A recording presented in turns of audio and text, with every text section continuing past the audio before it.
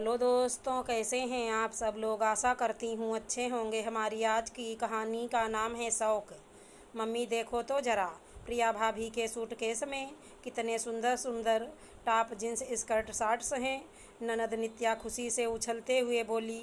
अपनी बेटी की बात सुन ममता जी साड़ियों का सूटकेस छोड़ उस सूटकेस में रखे कपड़ों को ऊपर नीचे कर टटोलने लग गईं।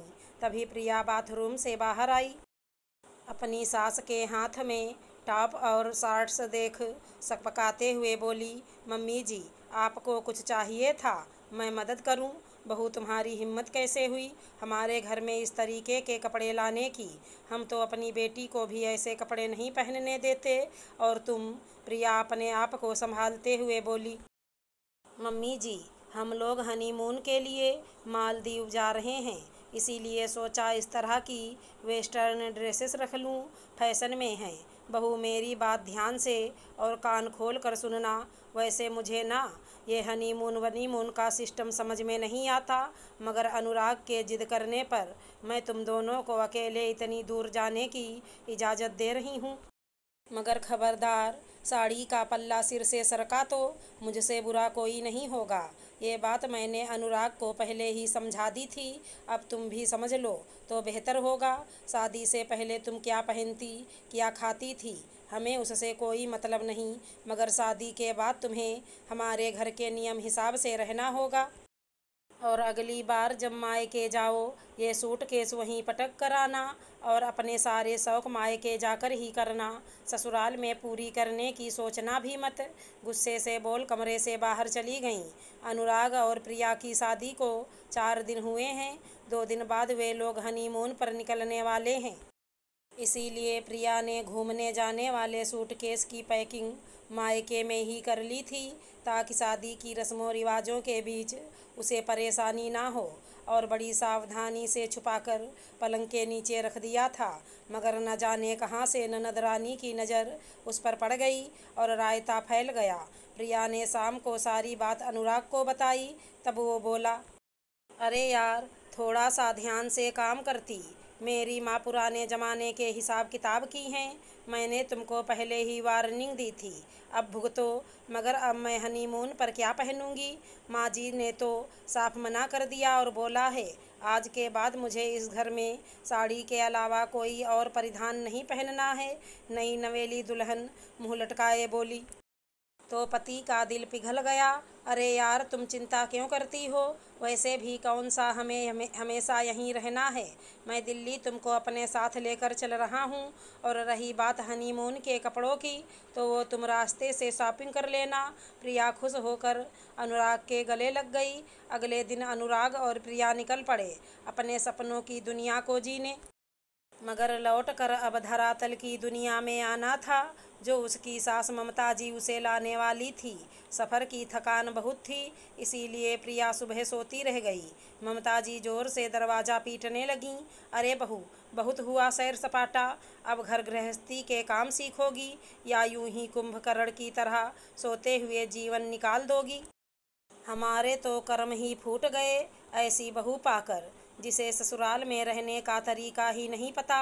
अरे मायके में जाकर सो लेना, ससुराल में जागने का समय है। उठो बहू रानी। चिल्लाहट सुन प्रिया दौड़कर दरवाज़ा खोल बोली, जी थक गई थी, आँख लग गई थी, चलिए चाय बनाती हूँ। रुको बहू, सबसे पहले तो ये क्या पहन रखा है। तुमने झंगा झोला, इसे पहनकर अपने कमरे की दहलीज ना लांघना। दूसरा, पहले नहा कर आओ, तभी चौके में पैर रखना। हम बाहर चाय नाश्ते का इंतज़ार कर रहे हैं, जल्दी आओ। प्रिया सोचने लगी, शादी के समय इन्होंने कहा था मॉडर्न ज़माने के पढ़े लिखे लोग आपकी बेटी को कोई तकलीफ़ नहीं होगी, मगर यह तो 100 साल पुराने ज़माने के नियम चलाती हैं।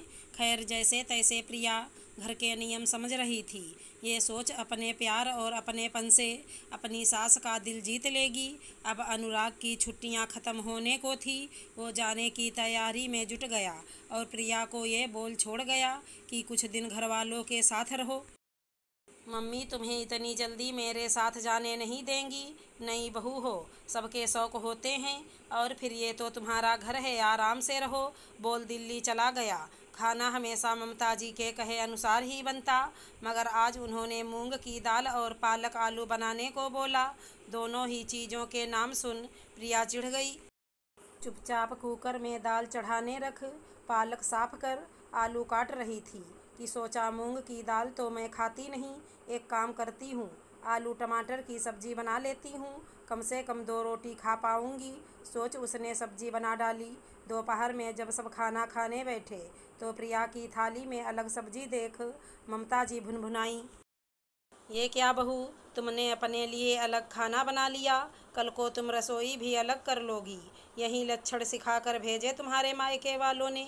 अरे माँ जी, आप कहाँ की बात कहाँ ले जा रही हैं। मैं मूंग की दाल नहीं खाती, इसलिए आलू टमाटर बना लिया है तो कम से कम सबको दो, अकेले क्यों बना खा रही। आइंदा अपनी पसंद की सब्जी भाजी अपने मायके में जाकर बनाना, और खाना अब बना ही ली है तो नित्या को दे दो, कम से कम तुम्हारे अंदर देने की भावना तो होगी। एक कटोरी सब्जी थी, वो भी आधी देनी पड़ी। प्रिया सोचने लगी, इससे अच्छा तो मैं चटनी से रोटी खा लेती। कितना कुछ सुनना पड़ा। सोचते हुए उसकी आंखों में आंसू आ गए। वीकेंड आने वाला था। अनुराग का फ़ोन आया था कि वो शाम तक घर आ रहा है। प्रिया का मूड बहुत अच्छा था। उसने कपड़े वॉशिंग मशीन में डाले, रसोई का काम समेटा और कपड़े छत पर सुखाने चली गई। वहीं मोबाइल पर अपने पसंद के गाने चला दिए और कपड़े डालते डालते गुनगुनाने लगी। इधर मंदिर से आती ममता जी ने बहू को गाते बजाते देख भड़क उठी। दरवाजे से ही चीखना चिल्लाना शुरू कर दिया, बहू नीचे आओ। अपनी सास की आवाज़ सुन प्रिया घबरा गई और हाथ का काम छोड़ दौड़ कर नीचे आई। जी माँ जी, क्या हुआ। जी माँ जी की बच्ची, ये क्या फुहड़ों की तरह छत पर गाने गा रही हो। आस पड़ोस के लोग ताका झाकी कर रहे हैं। ज़्यादा गीत गाने हैं तो अपने मायके में जाकर गाना। आइंदा मुझे तुम्हारे इस गाने बजाने की आवाज़ ना जाए छत पर। काम से जाओ और चुपचाप वापस आओ, समझी। प्रिया सिर झुकाए वापस कपड़े डालने चली गई। इस घर में दिन ब दिन अपनी खुशियों को मार कर जी रही थी। अपने पसंद का एक काम करने की भी उसे इजाज़त नहीं थी। इसीलिए उसने सोच लिया था, इस बार अनुराग आएंगे तो मैं उनके साथ चली जाऊंगी। मुझे नहीं रहना यहाँ घुट घुट कर। ये भी कोई जीना है गुलामों की तरह। नहीं, बिल्कुल नहीं। मगर ये क्या, कुछ दिनों बाद उसे पता चला अनुराग ने अपना तबादला इसी शहर में करा लिया है। अब वो यहीं नौकरी करेगा। ये बात सुनते ही ममता जी ने खुशी के मारे पूरे मोहल्ले में मिठाई बांटी। मगर प्रिया बहुत उदास हो गई। अब ना चाह कर भी इसी नरक में अपना जीवन जीना पड़ेगा।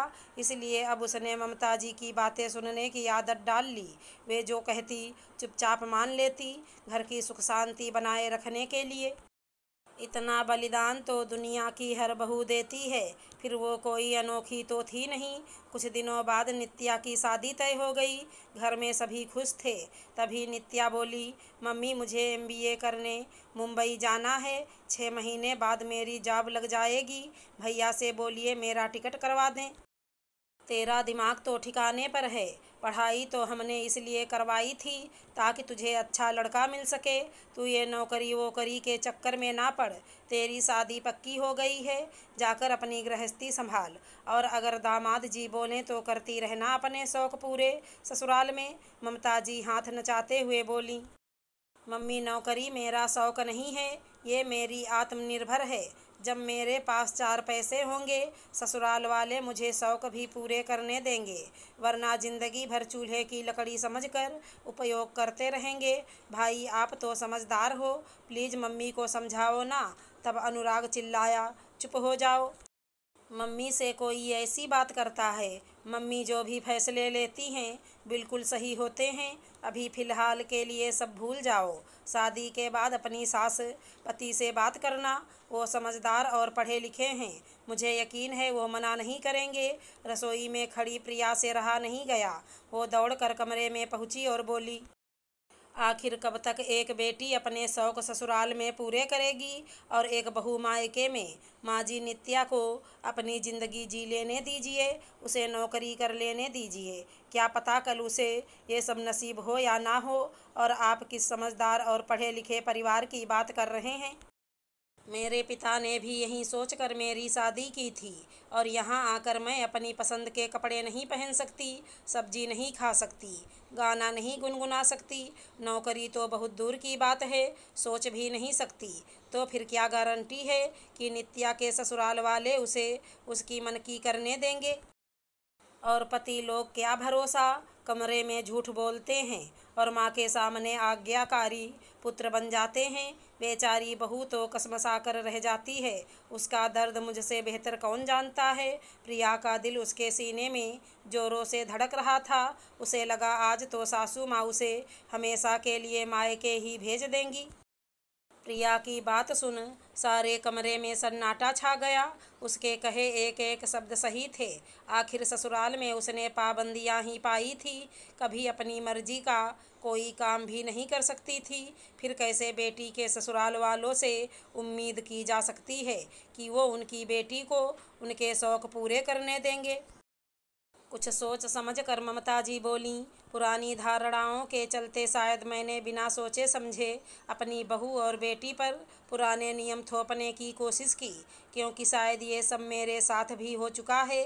मगर अब और नहीं। नित्या, तुम जाने की तैयारी करो और बेधड़क नौकरी करो। मैं दामाद जी से बात करूँगी कि वो शादी के बाद भी तुम्हें नौकरी करने दें, वरना मैं रिश्ता ही तोड़ दूंगी। फिर उन्होंने प्रिया की तरफ देखा और बोली, तुम भी अपने शौक मायके में नहीं करोगी। आज से तुम्हारा मायका ससुराल नहीं, तुम्हारा घर है। बिंदास जो चाहे करो। और ऐसा करना, कुछ सूट अपने लिए खरीदो तो दो चार मेरे लिए भी ले लेना। मैं भी ये साड़ी लटका कर बहुत बोर हो गई। अब अपने सूट पहनने की शौक़ को पूरा करूं। कहते हुए साड़ी का पल्ला ठीक कर कमरे से निकल गईं। अनुराग, प्रिया और नित्या तीनों हक्के बक्के से खड़े ममता जी को देखते रह गए, क्योंकि इतने साल बाद उनका हृदय परिवर्तन होना किसी चमत्कार से कम नहीं था। अगर हमारी कहानी पसंद आई हो तो चैनल को लाइक शेयर सब्सक्राइब करें। राधे राधे दोस्तों।